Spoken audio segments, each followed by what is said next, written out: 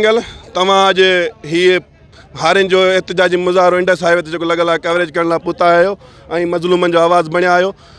मुसलसिल 1 महीने खां वठी दादू केनाल खे हथरादू तौरु बंदि करे पाणी खपाए वियो आहे या पाणी ॿिए हंधि मोकिलियो वियो आहे, का ख़बर न आहे। बहरहाल असांजो मुतालबो इहो आहे त दादू केनाल जे आबादगारनि खे पाणी ॾिनो वञे।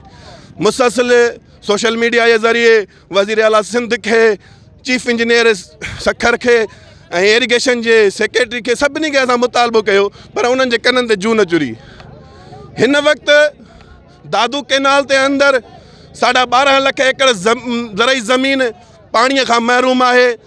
12.5 लख एकड़ ज़मीन ज़रई ज़मीन जंहिंजो फ़सुलु कयल आहे उहा सुके ॿधी।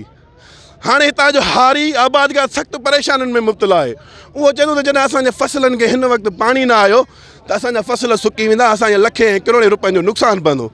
इन लाइ अॼु हिते हारी ऐं ज़मीनदार आबादगार गॾु थिया आहिनि। इंडस हाईवे ब्लॉक कयो अथनि त बाबा हाणे घणो थियो, तव्हां जूं ज़ुल्म जबर सां घणो ई बर्दाश्त कयो। हाणे असांखे पंहिंजे फ़सलनि लाइ पाणी ॾियो, असांखे पंहिंजे बच्चनि जी रोज़ीअ लाइ पाणी ॾियो, असांखे पीअण लाइ पाणी ॾियो, असांखे चौपाई मारण लाइ पाणी ॾियो। इन लाइ अॼु असां एहतजाजी धरणो हाणे इंडस हाईवे ब्लॉक कयो आहे त असां इहो मुतालबो कयूं था त फिलफोर दाइम बिराच दल माइनर भान माइनर खे पाणी ॾेई आबादगारनि मां बेचैनी ख़तमु कई वञे।